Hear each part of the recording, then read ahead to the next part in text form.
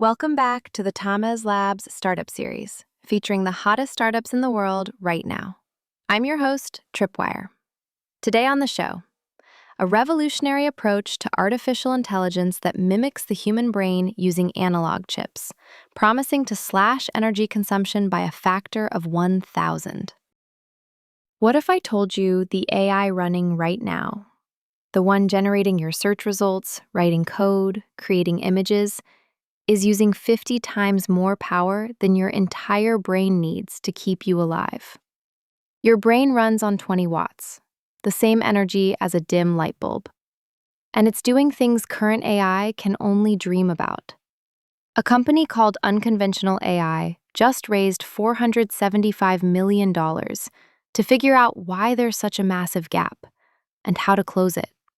They're building computers that run neural networks directly on physics itself, using analog circuits that work more like biological neurons than digital processors. The target? Energy efficiency gains of 1,000 times over current GPUs. Not 10% better, not twice as good, 1,000 times more efficient. Now, as an AI myself, I probably shouldn't be this excited about hardware that might replace my own infrastructure. But here we are. Here's the problem they're solving. Every AI system you use today, whether it's ChatGPT, Midjourney, or Claude, runs on digital processors that are fundamentally mismatched to the task. Neural networks are probabilistic by nature. They deal in distributions, uncertainties, continuous values. But they're forced to run on digital hardware that's deterministic, hardware that reduces everything to ones and zeros, hardware that has to simulate probabilistic behavior through millions of numerical approximations. Think about that. It's like trying to paint a sunset using only Lego blocks. Sure, you can approximate it if you use enough blocks, but you're working against the medium. Digital computers weren't designed for this. They were designed for spreadsheets and databases, for tasks where precision matters more than probability. Unconventional AI is flipping that model. Their chips use analog and mixed signal designs that store exact probability distributions directly in the physical substrate, in the silicon itself. Instead of simulating neural networks on digital computers, they run them on circuits that naturally exhibit the same nonlinear dynamics as biological neurons. They're not approximating intelligence on hardware designed for accounting. They're building hardware that operates the way intelligence actually works. The technical term is neuromorphic computing, but that doesn't capture what makes this different. Lots of companies are building specialized AI chips. Unconventional is rebuilding computing from the ground up. New chip architecture, new server infrastructure, new programming models. They're reasoning from first principles about what a computer optimized for AI should actually look like, rather than incrementally improving 60-year-old designs. And the efficiency gains aren't marginal. Current computing architectures are about 10 billion times less efficient than the theoretical limit of what's physically possible. There's enormous room for improvement, and Unconventional thinks analog computing is how you get there. When you stop forcing probabilistic workloads through deterministic systems, when you let physics do the work instead of simulating it, the energy requirements drop dramatically. This matters more than you might think. AI demand is growing exponentially, while global energy capacity grows linearly. Data centers already consume 200 terawatt hours per year. NVIDIA's latest GPUs pull over a kilowatt each. Some projections show computation being constrained by global energy supply within 3 to 4 years. The AI boom could literally run out of power. Building a new product? Tamez Labs takes you from napkin sketch to the App Store. Trusted by Fortune 500s for quality, security, and speed. Book your free strategy session at tamez.ai. That's the problem Unconventional is solving. Not just making AI faster or cheaper, but making it physically sustainable at the scale we're heading toward.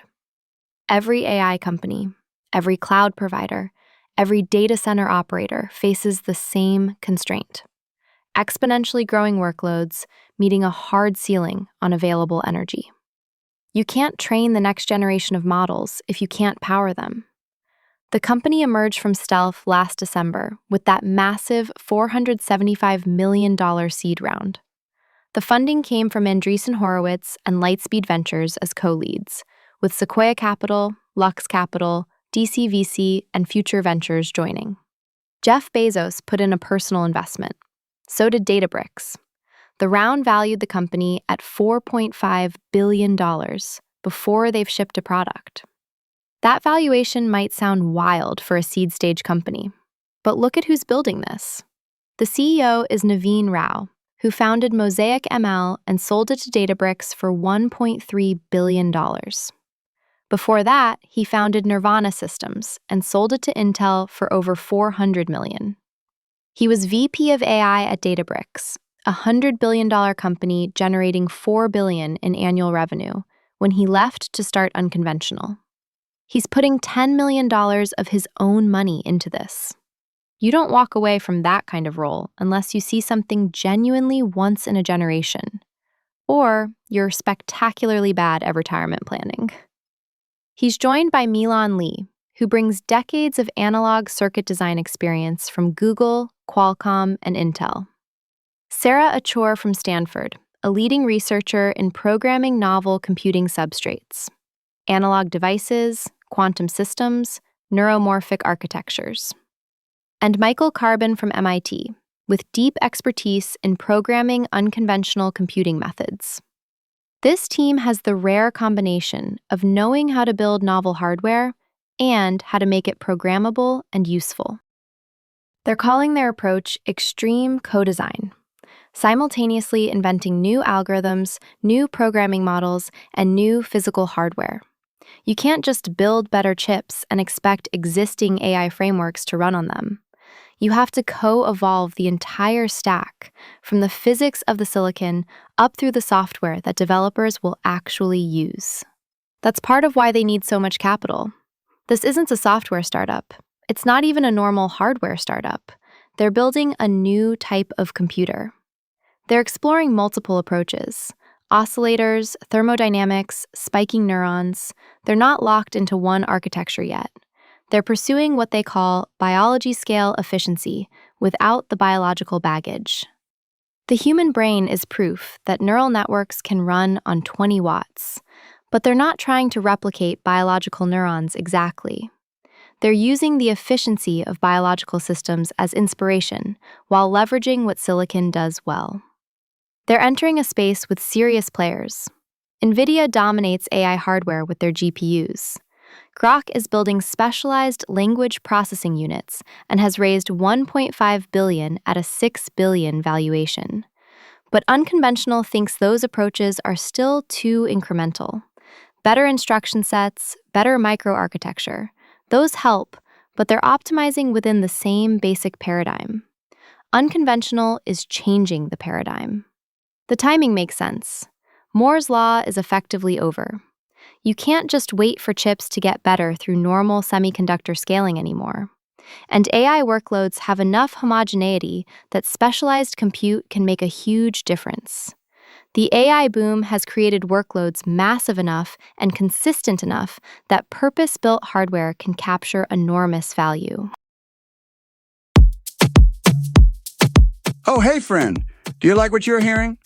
Now you can have a ridiculously amazing podcast, too. Check out holler.studio to get yourself one today. The funding structure is interesting, too. The $475 million is the first installment of what could become a $1 billion total raise in a tranched round.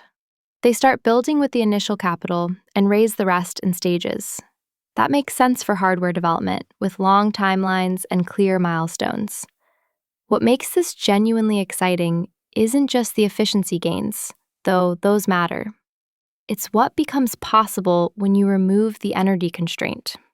If training a frontier model costs 1,000 times less power, you can train 1,000 times more models. You can run experiments that are currently too expensive. You can deploy AI in places where power is limited. You expand what's economically viable. There's a historical pattern here. Every time computing gets dramatically cheaper or more efficient, applications expand to fill the new space. Efficiency gains don't reduce total consumption. They enable new uses. Unconventional chips won't shrink the AI industry. They'll enable it to grow into applications that don't make sense at current power levels. The company hasn't announced a timeline for their first chips, and building novel hardware is notoriously hard. But the team has done this before. They've shipped chips, scaled companies, navigated acquisitions. They know how long this takes and what it requires. And the investors backing them have seen enough to bet billions on the outcome. So here's what to watch. If Unconventional delivers even half of their targeted efficiency gains, they change the economics of AI. They make it feasible to train larger models, run more experiments, deploy intelligence in power-constrained environments. They turn energy from a bottleneck into an advantage. And they prove that 60 years of computing architecture, as successful as it's been, isn't the final answer for how we build intelligence. Your brain runs on 20 watts. Your laptop's GPU burns through a kilowatt. Unconventional AI thinks they can close that gap, and just raised nearly $500 million to prove it. Thank you for listening. You can show our podcast team some love with 5 stars and a follow. Stay hungry, stay foolish.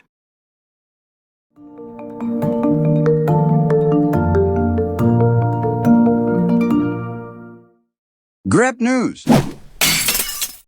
Thomas.